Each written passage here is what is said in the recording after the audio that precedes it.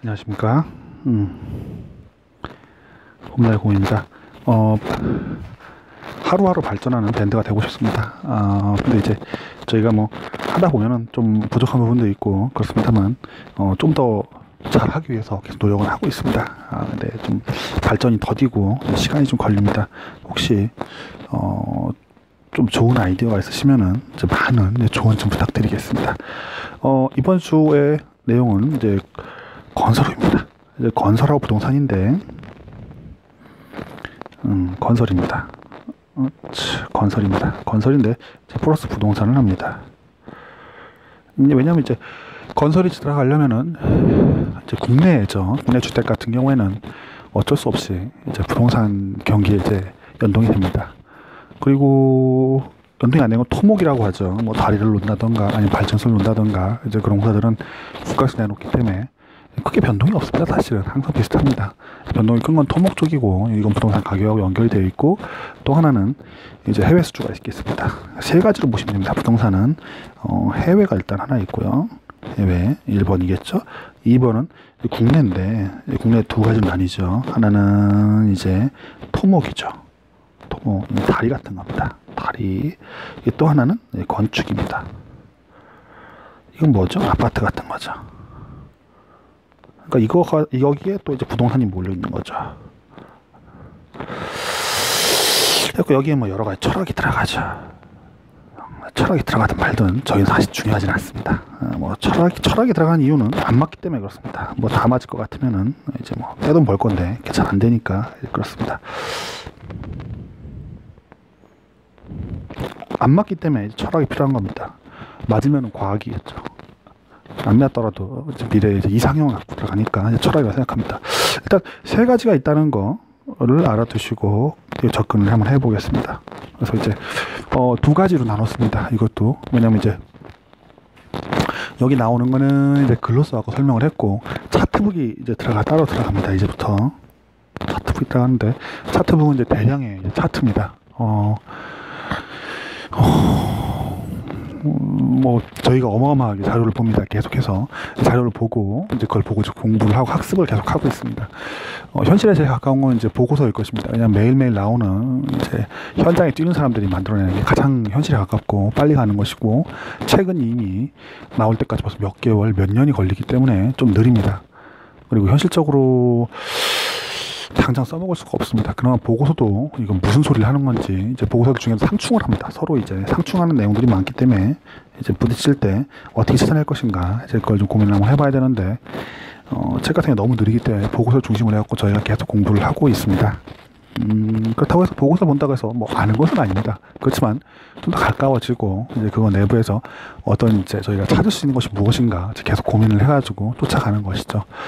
지금까지 이제 보고서만 올려드리고 살짝 설명을 드렸었는데, 앞으로는 조금 더 가깝게 다가설 것 같습니다. 패드의 영향이 너무나도 큽니다. 이제 뭐 작업하는 게 부담감이 많이 줄었기 때문에 이제 하는데 점점 더 쉽게 더 많은 내용을 할 수 있을 것 같습니다. 지금 보셔도 이렇게 막 써나가는 거가 이제 그전에 불가능했었는데 쉽게 쓰기 때문에 제가 글씨를 못 쓰는 거를 좀 이해를 좀 부탁드립니다. 이제 글씨를 잘 쓰고 이제 그러면 좋겠는데, 맞춤법도 틀리고 글씨도 못 쓰는 게 어쩔 수가 없습니다. 하지만 일단 그거랑 상관없이 우리는 갈 길이 멀기 때문에 빨리 가겠습니다.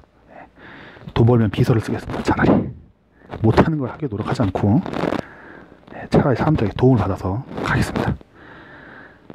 255를 향해서 빨리 가보시죠.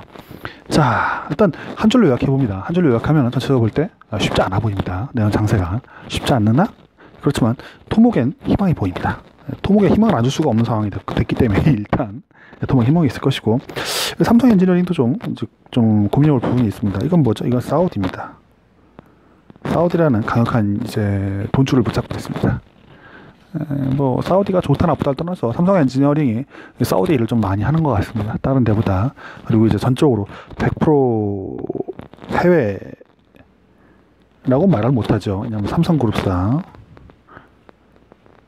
일을 하니까요. 이거랑 둘이 합치는데 마진이 높지는 않은데, 그래도 국내 경기가 이제 국내 부동산 경기가 좀 국내 주택 쪽이 좀 이윤이 많이 남습니다. 근데 그거를 안 하더라도 안 좋아지더라도 상관없이 갈 수 있기 때문에 삼성 엔지니어링이 좀 나은 것 같습니다. 그리고 삼성 엔지니어링 보게 되면 이제 매수 주체가 외국인이 많이 들어갑니다.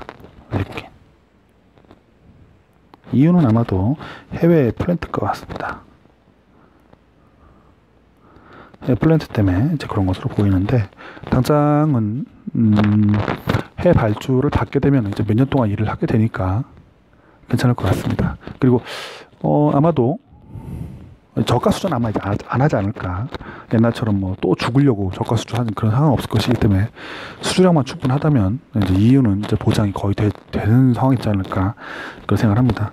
뭐 한번 이제 대판 한번 깨졌기 때문에 저희나처럼 장난칠 것 같지도 않고 꽤나 괜찮지 않을까 생각했습니다. 자, 이따 한번 이거 쭉 한번 보시고 차트북을 열어가지고 좀 어떤 상황인가 그것도 한번 보겠습니다. 세 줄로 요약해보죠. 소유 가격은 떨어졌던 보입니다. 소유 가격 떨어질 거라고 하는데 소유 가격을 어떻게 맞출 거냐 이제 얘기하겠지만, 글로벌 저희가 PMI 죄송합니다. 저희가 PMI를 계속 추적을 하고 있습니다. PMI 중에 저희가 글로벌 PMI를 추적을 많이 하죠. 글로벌 제조업 구매 관리자 지수를 추적을 하는데 JP모건 걸 저희가 이용을 하죠. 근데 이거가 왔다 갔다 하는데 지금 내려오는 축이 있고, 근데 이거랑 맞춰가지고 또 서유 가격이 움직였던 이제 과거의 기록이 있습니다. 대략적으로 비슷하게 움직이는데요. 서유 가격은 지금 상황은 좀 올라가고 있죠. 올라가고 있고 PMI는 떨어지고 있습니다. PMI 떨어지고 있죠. 둘 중에 하나는 OK일 것이고 하나는 X일 것입니다. 아마도. 근데 이게 지금까지의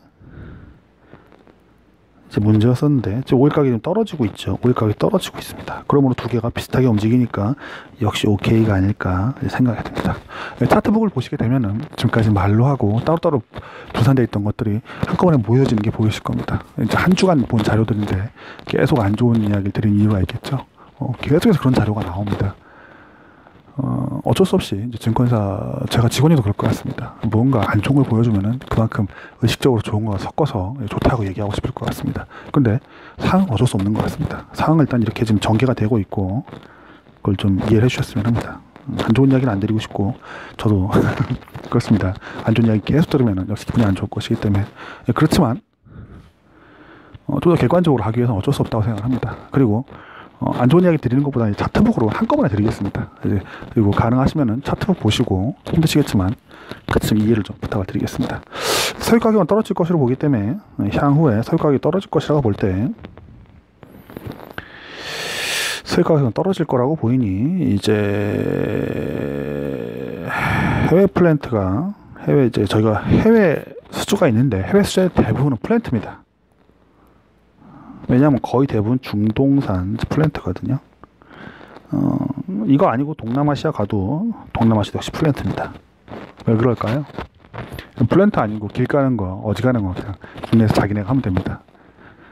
플랜트는 기술이 필요하니까 아마 그렇게 하는 것이 아닐까. 또 저희가 중동산 플랜트를 워낙 많이 하다 보니 그 기술이 쌓여 있고 경험이 있다 보니까 일이라는 것은 그렇다고 합니다. 이제 어느 정도 자기가 시공 능력, 우리가 지어본 그 경험에 대해서 증명을 해야 되는데 하던 거 시키지 새로운 거 시키는 것 같지는 않습니다. 쉽게. 이제 그러다 보니까 계속 하던 플랜트가 더 많이 하는 게 아닌가 그렇습니다. 그럼 플랜트는 또 뭐에 물려 있냐면 이제 기름 가격에 물려 있고 이것이 어떻게 될 것인가가 중요한데 이거는 또 글로벌 PMI에 물려 있고 서로 전부 다 물려 있습니다. 네, 그러다 보니 결론은 서유값이 떨어질 것이고 플랜트가 엉망이 될 것이고 그러므로 해외 수주도 떨어질 거다라고 보는 게 지금 상황에서 맞다고 봅니다. 근데 왜 삼성 엔지니어링인가? 그 사우디아라비아 때문에 그렇습니다. 사우디아라비아 SA라고 적어봅시다. 얘들이 2014년 경부에 시작된 서유 가격 이제 하락이 있었습니다. 하락 때 충격을 많이 받습니다. 왕조가 유지가 되는데 얘네 왕조가 여러 가지 이제 모순이 많이 있었습니다. 근데 그 모순을 해결하기 위해서 먹을 방법은 뭐죠? 뭐 기분이 나쁘지만 사람들이 왜 입 다물고 가만히 있죠? 항상 이거죠. 우리나라라면 이거, 미국이라면 이거죠. 이거 돈을 찔러주면 사람은 입을 다물게 됩니다. 계속해서 복지를 해주고 크게 사람들 만족을 시켜왔습니다. 근데 서유 가격이 떨어지다 보니까 돈이 떨어졌고 이제 못하는 거죠. 못하다 보니 어떻게 할 것인가 고민을 하다가 결국은 이제 사우디아라비아의 가장 큰 선물인, 가장 큰 힘이죠, 아람코라는 회사를 갖다가 상장을 하기로 마음을 먹었습니다. 주식시장에 이제 올리는 거죠. 스톡, STOCK, 스톡마켓에 이제 올려가지고 상당한 돈을 뽑아 쓰려고 했죠. 여기는 S-오일에 사실은 이제 모여야 됩니다. 돈 쓰려고 했는데 석유가격이 떨어지다가 뭐 20달러 때까지 이제 떨어졌었죠. 그러다 다시 올라가서 지금 거의 한 60달러까지 오니까 여기서 넘어서니까 조용해졌습니다. 입을 다물어 버렸죠. 왜죠? 석유가 올라가니까 한 25달러까지 떨어졌네요. 올라가니까 이제 재정수지에 다시 돈이 들어오기 시작하는 겁니다. 그러니까 없던 일로 하고 그냥 조용히 넘어가 버렸습니다. 이들이 뭘 느꼈냐면 이때 충격을 느낀 겁니다. 아, 석유만 팔아갖고는 큰일 나겠구나. 그럼 뭔가 다른 걸 해야 되겠다. 원래 다른 걸 하려고 노력을 했었고 옛날에도 사우디아라비아에 화학 공장을 졌습니다. 화학 공장을 지어서 이제 플랜트죠. 당연히 이 공사는 어디에 했습니까? 한국 회사들이 많이 들어가서 했습니다. 옛날에도 했고 지금도 하고 있고. 근데 이 플랜트를 돌리려고 하는 사람이 필요한데 결국은 사람이 필요합니다. 왜냐하면 이제 기계만 있다고 되는 것이 아니고 그 기계가 점검을 해야 되고 계속해서 뭘 시키고 뭘 해야 되는데 그러려면 어느 정도 엔지니어링 경험이 있고 잘하는 사람들이 많이 필요한데 이게 수급이 안 되는 겁니다. 어떤 분은 그러십니다. 아, 수급 된다고 왜 안 되냐고. 사람들이 동남아시아나 인도계 사람들이 하고 싶어 갖고 줄을 서 있다고. 한국 사람들도 많이 가고 맞는 얘기입니다. 저도 갈 수만 있으면 가고 싶습니다. 왜냐면 옛날에 아는 분께서 이쪽에 사우디아라비아 아람코 쪽에 일자리에서 가려고 하는 분이 있었는데 이게 장난이 아닙니다. 쩐이 많이 줍니다. 많이 주면 좋은 건가요? 아, 좋은 거 맞습니다. 저한테는 좋은데 이제 문제가 있죠. 무슨 문제가 있죠? 전 세계 모두 다 장비만 있으면 다 비슷합니다. 비슷한데 아무래도 인건비 싼 쪽이 유리를 하겠죠. 원가가 낮으니까. 인건비 많이 주고 하면은 아무래도 돈 남는 게 적습니다. 그럼 화학 플랜트 돈 벌어가지고 뭐 하려고 싶었는데 이게 잘 안 되는 겁니다. 그리고 A급 인재는 어디서나 각광을 받기 때문에 돈 비슷하게 줄 수밖에 없습니다. A급 인재가 살기 어려운데 거기 가기가 쉽지가 않겠죠. B급이나 C급은 쉽게 가져가죠. 근데 A급은 본토를 벗어나서 가기가 쉽지 않을 것입니다. 그리고 온다고 하더라도 엄청난 비용을 줘야 될 것이고 그렇게 되면은 아무래도 또 지내기 어려울 것입니다. 술도 못 먹고 재미가 없지 않겠습니까? 사우디아라비아에서 가족들과 같이 가는 것도 어렵고 여자가 얼굴 내놓기도 어려운데 이제 그러다 보니 여러 가지로 이제 문제가 있었던 것 같습니다. 일단 사우디아라비아는 그래서 화학 공장을 이번에 바꿨습니다. 뭐냐면 각자 이게 아라비아 반도가 있죠. 사우디가 여기 다 있는데 아라비아 반도 이렇게 하고 나가고 또 봅시다. 여기다가 졌었는데 여기 안 짓고 이제 각자 땅에다 짓기 시작하는 겁니다. 여기다 짓고 소비주자 많이 나왔죠. 이게 어디죠? 베트남에도 걔네 공장이 있고 여기는 코리아입니다. 여기도 공장이 있습니다. 여기 S-오일이 있고 베트남에 또 뭔가가 있겠죠. 아람코가 자회사들을 이제 여러 군데 둔 것입니다. 여기들을 좀, 이 나라들을 좀 강화하는 쪽으로 방향을 잡았다고 전에 다른 보고서에서 보았습니다. 진짜인지 그럴지는 잘 모르겠습니다. 일단은 이제 사우디아라비아 자체에서도 이제 진행을 하고 바깥에서 하는데 사우디아라비아 공사를 많이 했던 아무래도 삼성 엔지니어링이 좀 유리하지 않을까라고 저는 좀 생각을 해보고 있습니다. 좋습니다. 어느 쪽이든 간에 일단은 저희가 중요한 건 아니니까. 지금 석유 가격은 왜 지금까지 버텨왔을까? 생각해보면 지정학적인 요인이 있던 것 같습니다. 지리정치학, 사우디아라비아도 지켜줘야 되겠고, 또 러시아도 좀 지켜줘야 되겠고, 편먹었으니까. 그리고 더 중요한 건 뭐죠? 트럼프 이번 선거가 문제인데, 중간부에 있는 저기 어디죠, 여기가? 양쪽 해안은, 기억하시죠? 양쪽 해안은 여기 민주당, 중간에 누구 당이죠? 중간 부분은 여기는 공화당일 거였습니다. 그러다 보니까 여기에 또 석유가 또 많이 나옵니다. 석유 나오는 지역이 거의 여기죠. 그러다 보니까 선거에서 중간선거까지는 석유 가격을 지켜야 될 이유가 명확했습니다. 그리고 중간선거까지 끝났습니다. 석유 가격이 좀 어떻죠? 갈 길을 가겠죠. 자기가 다른 원자재 가격은 다 떨어져도 석유가 지켜졌는데 이제 그것이 끝난 게 아닌가라고 생각이 듭니다. 뒤에 가서도 또 지켜줘야 될 필요성은 존재를 하겠지만 그래도 지금까지처럼 발악을 하면서 지켜야 될 필요성은 없지 않을까라고 생각이 듭니다. 이란을 때려가지고 조금 더 석유 가격을 좀 올릴 수도 있겠죠. 근데 당장은 우리카드를 좀 뒤에 써먹을지 조금씩 풀어주는 것 같습니다. 어쨌든 다른 원자재 가격이 떨어짐에도 불구하고 석유 가격이 높게 유지했으나 향후에 이제 그 필요성이라던가 더 높여야 될 필요성도 좀 줄어든 게 아닌가라고 생각이 듭니다. 국내 주택 시장을 좀 고민 한번 해봤습니다. 내년도, 내후년도에 뭐 주택 가격이 떨어지고 안 떨어지고가 문제가 아니고 이제 건설업이니까 여기서는 이제 공급이 줄어들 걸로 보고 있습니다. 지금 상황 자체가 대규모 공급이 이제 이미 일어난 상황이고, 이 공급으로 인해서 여기저기 좀 미분양이 좀 나오고 있습니다. 특히 지방 같은 경우에 지방에 좀 미분양이 좀 심하죠. 지방에 좀 미분양이 쌓여 있고 그 미분양을 어떻게 해소할지에 대해서 불명확합니다. 이야기로는 그렇게 얘기를 하죠. 지방 경기가 개판이어서 그렇다. 뭐 이것도 맞는 얘기입니다. 옛날엔 좋았나요? 아닙니다. 옛날도 개판이었습니다. 그럼 뭐죠? 과다 공급 하나, 두 번째 뭐죠? 돈을 쪼이고 있죠. 뭐 두 개 다 이유가 되고 경기가 주는 건 당연히 이유가 됩니다. 여러 가지 이유들이 복합적인데 얼마 전까지도 이제 미분양이 그렇게 심하지 않았다면은 지금은 이제 그때도 경기가 안 좋았고 지금도 안 좋은데 더 최악이라고 얘기는 하지만 비슷비슷한 게 아닌가 그렇습니다. 자, 그럼 어떻게 될 것이냐? 이제 공급이 줄어들 것입니다. 공급이 줄어든다는 얘기는 이제 건설업체 매출이 줄어든다는 얘기고 당연히 좋을 리가 없습니다. 그러나 이제 건설업체는 날아갑니다. 날아가는 이유는 뭐죠? 날아가는 회사들이 있었고 일단 뭐 대북 테마가 있었고 작살났죠. 또 하나는 뭐죠? 바깥 해외 수주입니다. 아까 말씀드렸지만 해외 수주는 뭐였죠? 석유였습니다. 그러니까 되게 좀 골치 아픈 상황인 겁니다. 이것 때문에 날아갔었는데 이게 좀 쉽게 풀릴 상황은 아닌 것 같습니다. 그럼 뒤에는 어떻게 해야 되죠? 지켜봐야 되겠죠. 어떻게 될지. 어렵다는 건 분명하고 특히 이제 실업자가 늘어났는데 실업자 늘어난 것 중에 많은 부분이 뭐 제조업, 구조조 정도 있겠지만 또 하나는 건축 산업이죠. 건축이라고 적고 사실은 이제 아파트죠.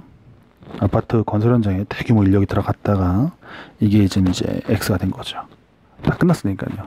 저도 이제 한 1년 전에 2년 전에 어떤 이제 저희 반장님께서 그런 말씀을 했습니다. 야, 너 뭐로 회사를 다니냐? 회사 다니지 말고 차라리 타이공을 배워라. 타일을 배우면은 떼돈을 벌 수 있다. 그 말씀 하시더라고요. 회사인 바보다 이렇게 했는데 왜 타일공이 나왔을까요? 타일공 혼자 일합니다. 근데 뭐 타일공 부친 아저씨들 돈 많이 버는 거 맞는데 그 아저씨들 부자였다는 얘기 한 번도 못 들었습니다. 뭐가 문제였을까요? 너무나도 경기가 좋아서 타일공들이 떼돈을 벌었던 겁니다. 한동안. 근데 이제 타일공 시절이 이제 끝났다고 보는 게 맞습니다. 왜냐면 이제 건설이 거의 완료가 돼가기 때문에 그렇습니다. 어쨌든 이렇게 경기가 안 좋고 타일공도 잘려나가고 하니까 결국은 이제 또 일자리를 만들어 줘야 됩니다. 정부에서. 뭘 사용할까요? 당연히 건축을 사용하고 싶겠지만 이거 잘 안 됩니다. 이거 잘 하면 안 되고 이미 써먹었기 때문에 두 번 써먹으면 과잉 공급으로 여러 가지 시장에 문제가 생길 수 있습니다. 그럼 결국은 토목이라도 이용을 해야 됩니다.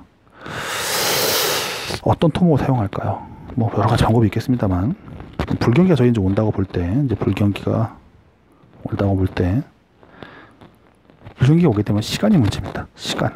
가능한 한 빨리 돈을 퍼부어야 됩니다. 퍼부어서 사람들의 심리가 무너지기 전에 경기를 계속 돌아갈 수 있다는 희망과 꿈을 주어야 됩니다. 그러므로 빨리 해야 되니까 땅을 파야 되고 그러면 땅을 수용하려면 시간이 되게 오래 걸립니다. 민주주의 정부이기 때문에. 그렇기 때문에 빨리 하고 시간을 아끼기 위해서는 빨리 하고 빨리 돈을 퍼부어서 뭔가 일자리를 만들어야 된다면 국유지에 갈 가능성이 높습니다. 아니면은 이미 준비되어 있는 토지 매입이 끝난 곳에 하던가요. 그래서 이게 대표적인 게 뭐가 있죠? 4대강이 있겠습니다. 4대강은 왜 4대강이었죠? 하천변 부지이기 때문에 이건 국유지입니다. 그러니까 매입할 거 없이 그냥 밀어붙이면 되었었습니다. 그러므로 서프라임목이 터졌을 때 빠르게 돈을 풀 수 있는 하나의 이제 통로가 되었던 것이죠. 그러니까 옳은 판단이었고 옳은 작업이었다고 생각이 듭니다. 그 당시 상황이었다면 뭐 공짜로라도 돈을 풀어야 될 상황인데 필요한 사업들을 그냥 밀어붙인 거죠. 그럼 지금은 뭘 해야 될까요? 지금도 뭔가 국유지에 필요한 사업인데 못했던 것들이 있다면 지금 당장 밀어붙여야 됩니다. 어떤 사업이 이제 될지 모르겠지만 좀 두고 보면은 재밌지 않을까 생각이 듭니다. 자, 계속 이야기를 진행해 보겠습니다. 저는 이제 지방 견사가 되게 비관적이라고 생각을 합니다. 저만 비관적일까요? 아닙니다. 딴 데서 다 비관적일 것입니다. 이미 05년에서 6년 사이에 미분양 수준을 거의 따라잡았다고 봅니다. 일부 지역은 넘어섰고요. 서프라임이 07년 12월쯤 이제 본색을 드러내기 시작했으니까 위기는 아직 발생하기 전의 양만큼 이제 비판이 쌓인 것 같습니다. 지방 얘기입니다. 특히 경상도 같은 경우에 그때도 엄청났는데 이번에도 또 역시 엄청납니다. 뭐 100만 가지 이유가 나오긴 하지만 항상 그렇습니다.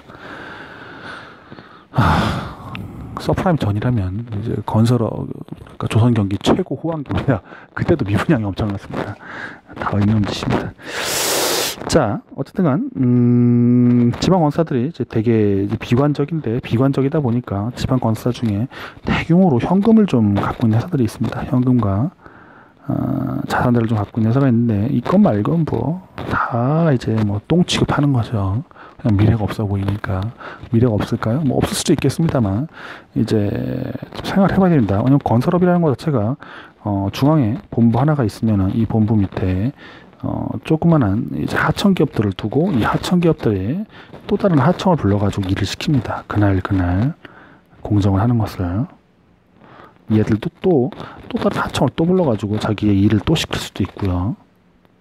이런 식으로 피라미드 형식으로 하청이었고 요거 본사만 정규인력 소장만 한 명 집어넣는가 뭐 이런 식으로 갖고 돌려도 충분히 가능합니다. 그럼 뭐냐, 제대로 된 회사 같은 경우에는 돈 못 벌면 사람을 자를 것도 없습니다. 어차피 계약 안 하면 안 들어오기 때문에 몇 명 한 데는 이제 정직원 가지고 나머지 거 돌리는 그런 사업 구조입니다. 그래서 잘 생각을 해보면은 지방 기업들 중에 현금이 풍부한 기업 같은 경우는 살아남을 가능성이 되게 높습니다. 경기가 앞으로 영원히 안 좋을 거냐? 그런 게 어디 있겠습니까? 결국엔 좋아집니다. 다음 순환 때까지만 버티면 어떻게 되죠? 버티면 오케이입니다. 살아남기만 하면은 저희 돈을 벌 것이고 결국에 이제 되게 좋은 상황이 또 벌어질 것입니다. 언젠가. 뭐죠? 우리는 철학을 갖고 있죠. 순환론이라는 철학. 결국은 좋아집니다. 좋아할 때까지 살아남을 수 있겠냐? 그것이 문제인데 담배꽁초 중에 쓸만한 담배꽁초가 있는가 좀 지켜봐야 됩니다. 영원히 무너져갖고 일본처럼 된다? 아닙니다. 저희는 그렇게 될 리가 없습니다. 그러므로 버틸 수 있는 회사 찾아내고 그 회사가 충분히 현금이 갖고 있다면은 여유롭게 분산해서 한번 일부 포트폴리오로 집어넣는 게 맞다고 생각합니다. 이런 회사는 절대 5% 이상 사면 안 된다고 생각이 들고 5% 미만으로 들어간다면은 한번 이제 접근해 볼 수 있지 않을까 생각을 해봅니다. 자, 그리고 여기도 적었지만 이제 경기가 어려질수록 이제 토목 관련 사업은 더 강하게 진행할 수밖에 없고 해야 됩니다. 이제 그러므로 국유지가 답이고 국유지 주변 땅을 좀 찾아보는 것이 저는 좋지 않을까라고 생각이 듭니다. 되게 큰 두 가지 추세가 하나 있습니다. 하나는 GS건설에 대한 추세였고 하나는 삼성엔지니어링에 대한 추세였습니다. 이거는 외국인이 몰아샀고요. 이거는 기관이 몰아샀습니다. 기관이 몰아산 이쪽은 재건축의 중심이었고 주로 서울 재건축에 힘을 들였습니다. 외국인이 몰아산 여기는 플랜트의 중심이었고요. 국내는 아예 없습니다. 어느 쪽이 좋을까요? 잘 모르겠습니다. 근데 이제 보고상으로는 GS건설도 뒤에 가서 뭐 해외 수출한다고 하는데 잘 모르겠습니다. 잘 모르니까 그냥 아예 신경 안 쓰고 있습니다. 국내에서 돈을 많이 벌고 있는데 해외 것도 잘 벌지는 뭐 GS건설도 플랜트에 되게 뛰어난 회사죠. 좋은 회사고 그건 어떨지는 사실 잘 모르고 있습니다. 이제 그러므로 건설사 투자하시게 되면 아까도 말씀드렸지만 전부 다 해서 비중을 5% 이상 넘기시는 거는 이제 추천드리고 싶지 않습니다. 전체 포트폴리오에 5% 정도만 건설 집어넣으셔야 되시고 그 중에 이윤이 될 수 있는 회사를 좀 찾아보시는 게 좋을 것 같습니다. 향후에 이윤이 될 수 있겠냐? 전 사우디 쪽에 줄을 서 있는 어쩔 수 없이 사우디는 이제 새로운 국가의 전략을 바꾸는 거죠. A를 이제 B로 바꾸는 거죠. 뭐죠? 원료를 만들던 나라에서 이제는 생산품을 뭔가 만들겠다는 거죠. 생산품 뭐죠? 플라스틱 만들고 싶다는 거죠. 사실상 플라스틱인 나프타라고 얘기해야 되겠죠. 그런 걸 만들고 싶다고 이제 생각을 해보는 게 맞을 것 같습니다. 그걸 만들고 싶은데 그러니까 공장을 짓겠다는 거죠. 근데 여기서 또 이제 고민해 볼 게 있습니다. 진짜로 이렇게 지금 짓거냐 공장을 짓게 되면 어떤 일이 벌어지냐면은 화학 쪽이 화학 쪽에 작살이 납니다. 진짜로 지을 건지는 화학 쪽에서 확인을 해봐야 됩니다. 화학 쪽은 항상 과잉 공급과 해소, 과잉 공급과 해소 이게 반복되거든요. 제가 알기로 지금 화학에서 최근에 그러니까 옛날에 중동이 한번 대규모 증설을 했고 중동입니다. 그리고 나서 중국이 대규모 증설을 하고 그런 다음에 미국이 증설을 했습니다.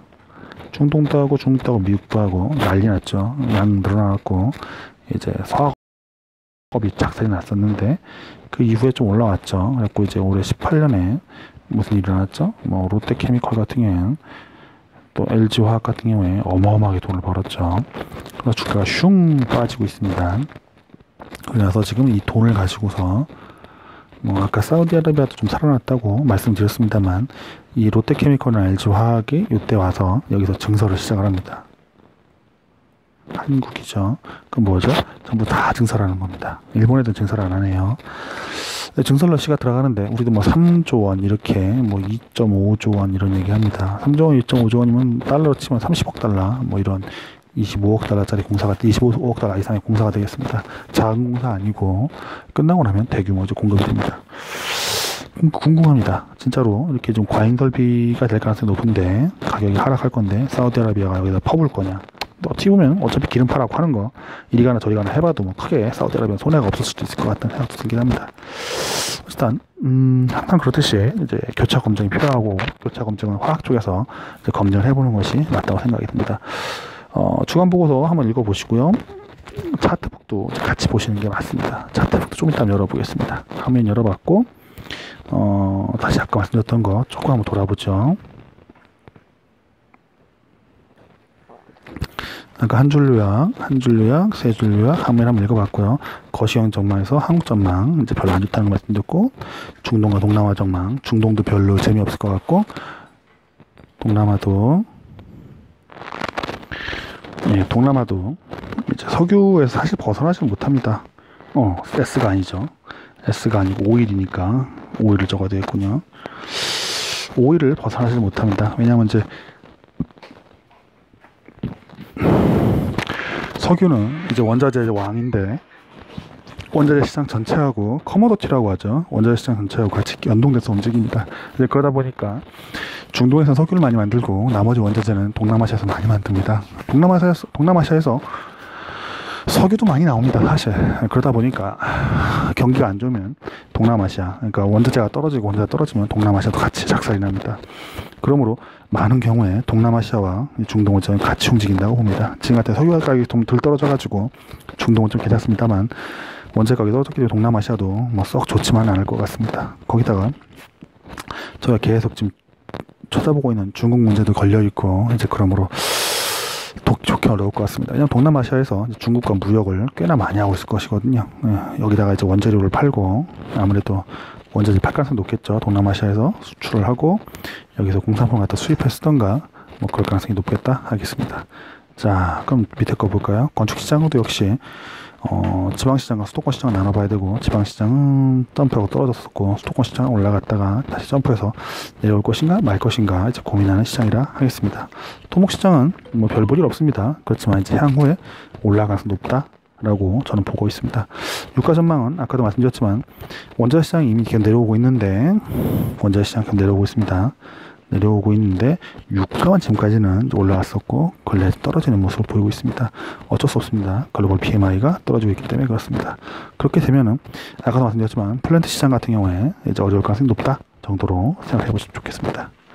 결론은 뭐 읽어보셔야 뭐 똑같고 잠깐 내용을 한번 빨리 돌아보고 차트북을 한번 열어보고 또 진행을 하겠습니다. 자, 어이? 이상하다. 분명히 저 워드 파일을 PDF 파일을 붙여드린 것 같은데요. PDF 파일이 없네요. 다시 확인을 해보고 첨부해드리겠습니다. 차트북을 좀 열어보겠습니다. 자, 차트북 상에 이제 저걸 저 한번 보겠습니다. 뭐 여러 가지 내용들이 나옵니다. 원자재 내용 나오고 한국 나오는데 경제, 수출, 근데 부동산 부분이 있습니다. 이제 부동산 부분을 한번 열어보기로 하겠습니다. 링크 열기. 자, 들어가 보면 뭐 여기 나옵니다. 집값 뛰면 얘기 나오는데 뭐 일본 되자는 것이냐, 한쪽에서 이제 집값 올라간다고 난리치는 것 때문에 이제 적어본 글이었습니다. 그 설명들 세상에 이것도 나쁘지 않은 것 같습니다. 그러니까 직접 볼 수 있게 이제 파일을 해갖고 한글 MS 워드 파일 드리니까 확대해서 보시거나 어떻게 보시기 쉬우시니까 이걸 약간 드리겠습니다. 뭐 어렵지 않게 그냥 다 공개를 해서 보고 이제 공유를 하는 게 맞을 것 같습니다. 이미 이 추세라면 다음 주는 거의 한 200장 넘게 이제 파일이 장수가 들어가는 이제 파일이 나가게 됩니다. 그러면은 모두 다 보시는 건 불가능하고 제가 드린 요약을 한번 보시게 될 건데요. 요약을 보시더라도 이제 필요한 부분을 갖다 열어보시는 게 말로만 들으시는 것보다 100번 나을 거라 생각이 듭니다. 앞으로 열어갖고 계속 한번 보도록 하겠습니다. 대출 부분 좀 잠깐 얘기 좀 해보고 가겠습니다. 대출이 많았었습니다. 증가율이 높았었고 떨어지고 있는데요. 향후에 18년 이후에 더 떨어진다고 정책 목표 이렇다고 하는데 이렇게 못합니다. 이렇게 하면 큰일 납니다. 국가라는 게 이렇게 쉽게 추세를 갖다 훅 바꿀 수 있는 게 아니라고 저는 생각을 합니다.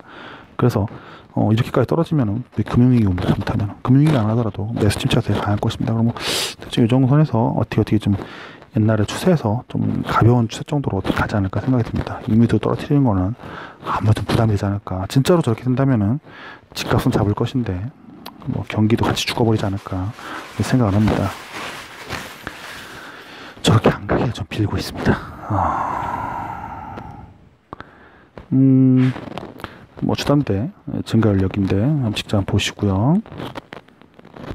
가계부채 증가했다고 하는 이야기입니다. 이것도 뭐 그냥 보시면 되겠고, 증가 속도에서 한국이 좀 높다는 거 이제 얘기 나옵니다. 이것도 좀 중요하더라. 한번 좀 보고서 가볼까요? 두 개 차이가 있죠. 저기서 보는 거죠. 기업부채, 가계부채인데 정부부채는 이제 신경 안 쓰겠습니다. 보시면 가계부채는 한국이 좀 높고요. 압도적이죠. 다른 나라보다. 기업부채는 중국이 압도적입니다. 엄청 많이 늘어났죠.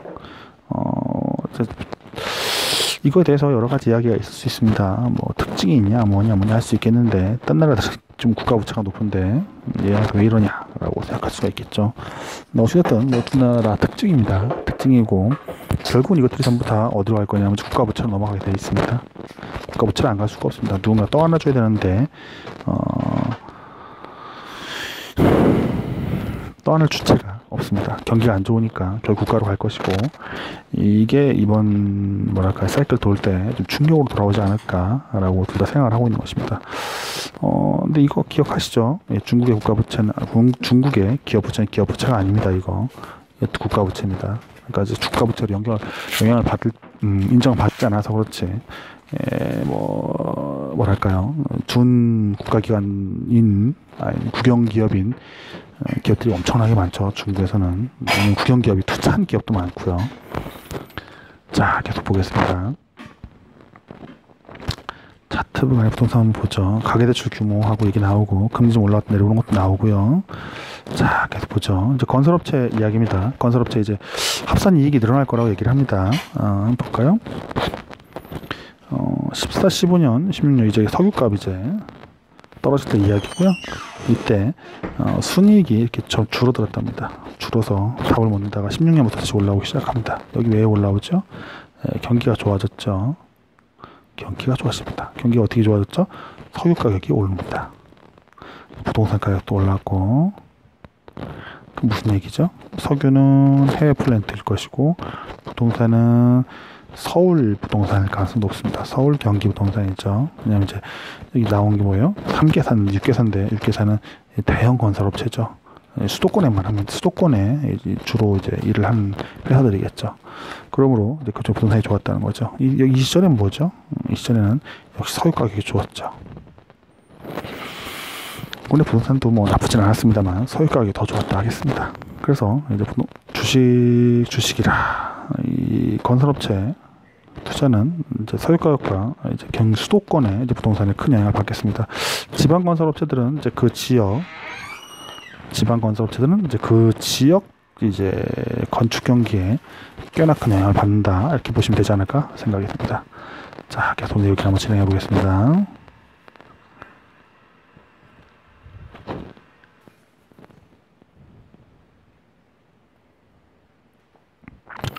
자, 자, 이제 계속 봐볼까요? 또 제가 뭘 집어넣나 볼까요?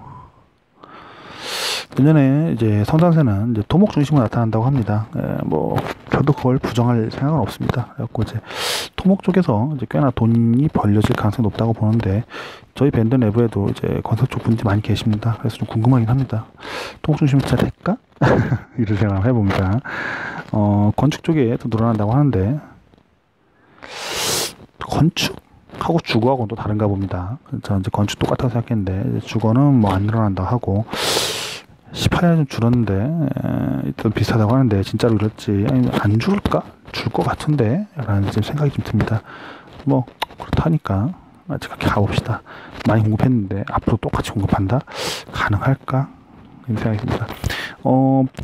GS건설이 어떻게 보면 이제 계속 좋아지는 게 이제 이런 부분이 아닌가 생각을 합니다. GS건설 같은 경우에는, 공급량이 줄지 않고 꾸준히 늘 가능성이 높습니다. 왜죠? 재건축 때문에 그런 것 같습니다. 이게 어디요? 서울 중심에, 수도권 중심의 재건축 물량을 GS건설이 갖고 있습니다. 다른 회사 같은 경우에는 19년도에 이제 줄어들 내용만 입주 물량이 좀 많이 변화가 들어갑니다. 하나 좀 HDC 거 빠져있는데 이거 직접 한번 이제 땡겨갖고 보십시오.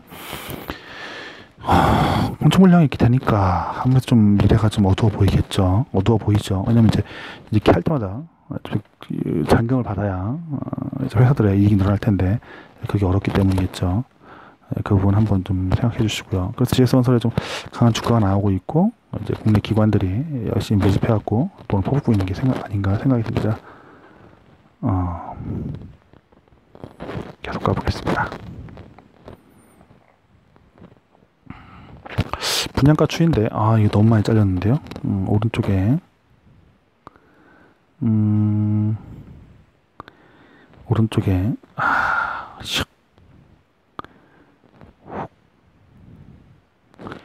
그림을 어떻게 움직이지 못해요. 이게 답답한데요.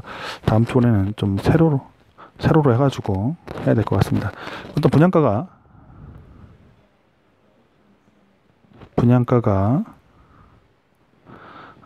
좀 쭉 올라와서, 한쪽에서 그런 얘기가 있습니다. 분양가가 이때부터 이렇게 올라왔고, 좀 내려갔다가 다시 또 올라와서, 물량이 적어지는 거에 대해서 이제 견딜 수 있게 해줄 것이다 라고 얘기를 합니다. 분양가 올릴 수 있을까요?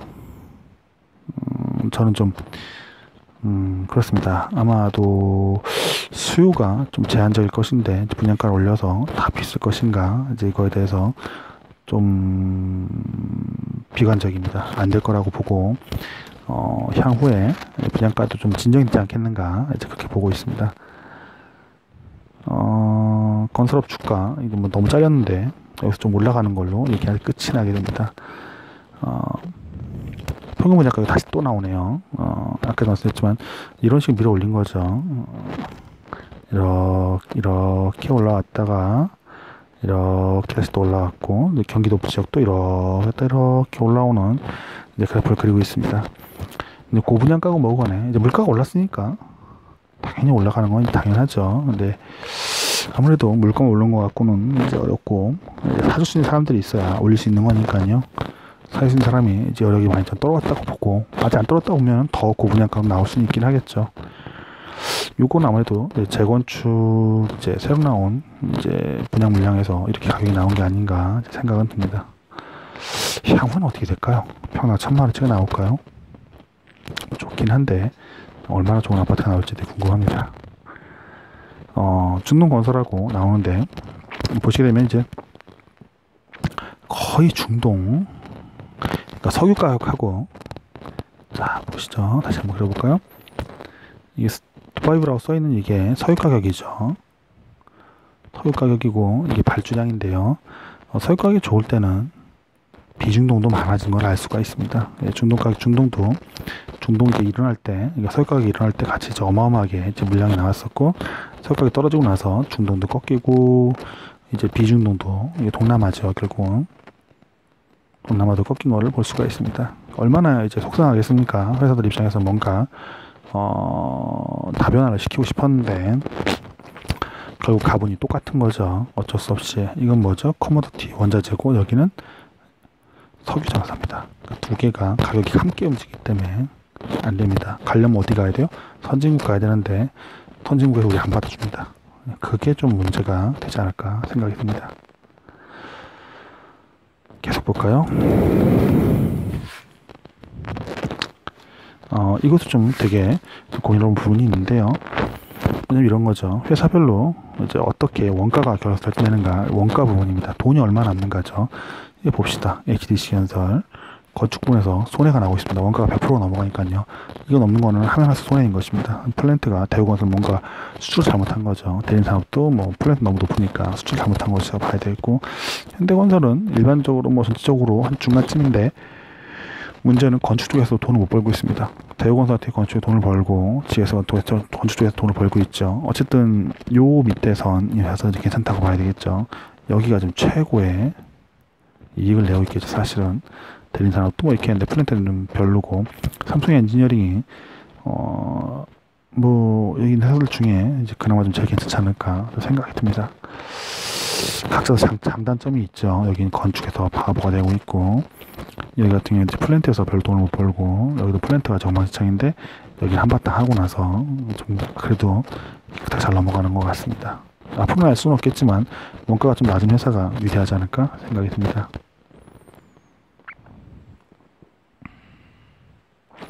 유가 전문 원자재를 해야 되는데 아까 말씀드렸던 대로 되는 것 같습니다.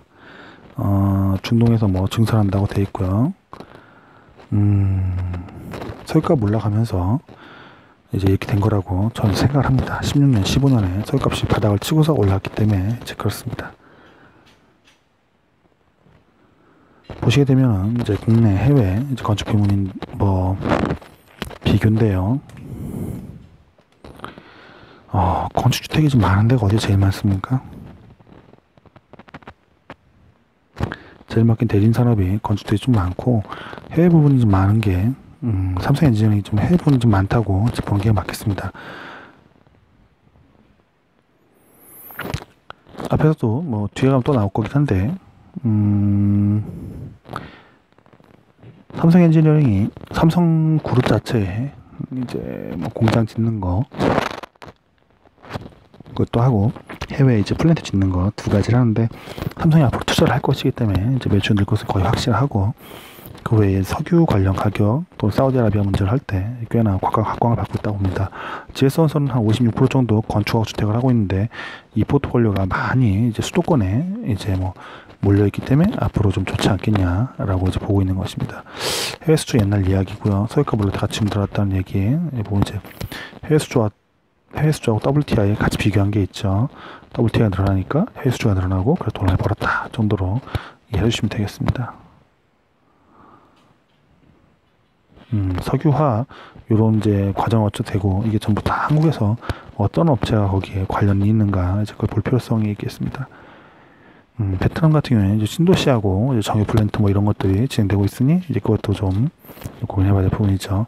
베트남은 이제 한국에 대한 워낙 이제 영향을 많이 주고 있기 때문에 한국에서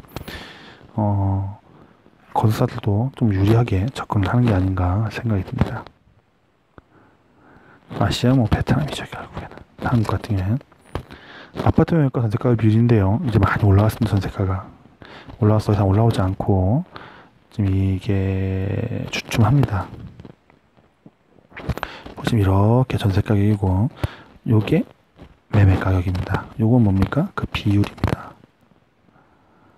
전세가율이죠. 전세가율이라고 보는 건데, 딱 그렇게 움직일 것인가, 이제 움직인 데가 좀 있다고 보고, 이제 그렇게 되다 보니까 전세가에 대한 이제 보험도 나오고 계속 그렇게 했었습니다. 향후에는 어떻게 될 거냐? 공급이 많기 때문에 그 전세가율은 더 떨어지는 것이 맞다고 생각합니다.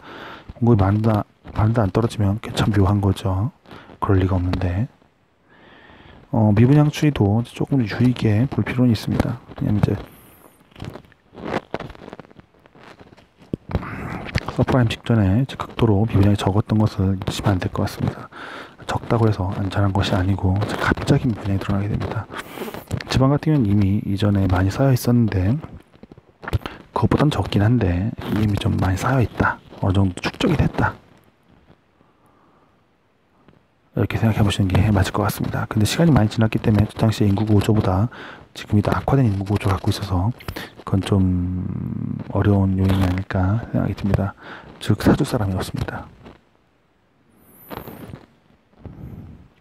토지 관련해 가지고 나온 이제 보고서인데, 이 보고서 보면 놀란 거는 이 보고서 자체가 문제가 아니고, 이 보고서 작성했던 이제 하하늘입니다. 하늘이 이제 건설 쪽에 오신 게 이제 걱정이 된다는 겁니다. 왜냐면 이분이 철강 쪽이었고 이제 중국통이었거든요. 근데 이걸 포기하시고 이제 이걸 넘어와가지고 이 보고서를 냈습니다. 나쁘지 않습니다. 정한을 리포트 좋습니다. 좋은데 문제는 뭐냐면 이쪽에서 넘어왔다는 겁니다. 철강하고 중국, 여기 뭔가 이제 문제가 있는 것인가. 그래서 쓸만한 인재를 이쪽 돌리는 것이 아닌가라는 생각을 한번 해봅니다. 걱정이 좀 되는 부분이죠. 보시면 여기 보십니다. 택지공급과 분양은 8년간의 시차가 발생하고 시차를 감안해서 분양 물량을 추산했다. 이렇게 얘기가 나옵니다. 분양은 이렇게 돼 있고 택지공급은 이렇게 되는 거죠. 택지공급을 많이 해서 8년 전에 한 것이 결국에 이제 와서 이제 건설을 하고 있다. 이런 얘기를 하는 건데요. 보고서에 적고 싶었던 내용은 그거죠. 택지를 덜 공급해도 택지가 사실 없어도 지분 나옵니다. 왜죠? 건설사가 다 망합니다. 건설을 안 하면. 건설사의 존재 목표는 뭐합니까? 건설하는 겁니다. 그럼 건설사가 뭐 지금 돈 벌어 좋긴 한데 이제 미래에 어떨지 지을 때 하나도 없이 다 건설을 했겠느냐? 아니라고 봅니다. 건설사 보유 물량이 분명히 있을 것 같습니다. 자체 개발하려고 쓰는 거. 다른 이제 개발업체 들고 있을 수도 있고요. 이런 물량 같은 경우가 아직 있을 것이고, 정부에서 몇 년 전에 풀어줬던 농지에서 나오는 이제 땅도 있을 것입니다. 50% 정도만 저 땅에서 지어지는 거니까 너무 이제 저거에 연연하지 않았으면 좋겠습니다. 그리고 이제 분양 물량 예상인데요. 뭐 이거는 이해할 수 있습니다. 여기 등기하고요. 오케이, 다 좋은데 18년 마지막에 뭔가가 또 있는 건가, 아니면 이 도표가 잘못된 건가 아주 궁금합니다.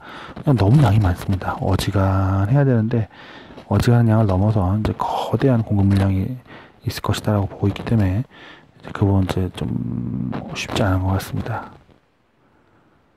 자, 다시 한번 보시죠.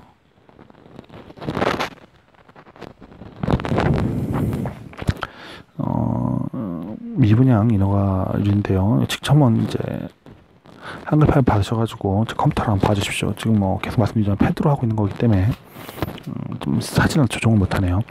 많이 올라가는 데가 대전하고 울산입니다. 대전도 울산 지금 난리가 나 있고, 대전은 좀 잘 갔었죠. 가격이 이쪽에 보시면은 더 심한 지역들이 좀 많이 나와 있습니다. 충남 같은 경우는 거의 뭐 50% 찍고 있는데 참 무시무시한 것 같습니다. 별일 없이 넘어갈 텐데 미분양들이 조금씩 쌓여가는 것 같아 이제 걱정이 좀 됩니다. 다음 달 거랑 한번 지켜보시죠. 뭐. 예, 다 지금 뽑았습니다. 오늘 리포트 그 원문이 좀 아까 첨부가 안 되던데요. 조금 더 다시 첨부해가지고 올려드리겠습니다. 혼란 일로 죄송합니다. 에버노트 파일 첨부하고서 다시 한번 공지를 한번 올려드리겠습니다. 예, 긴 시간 들어주셔서 감사합니다.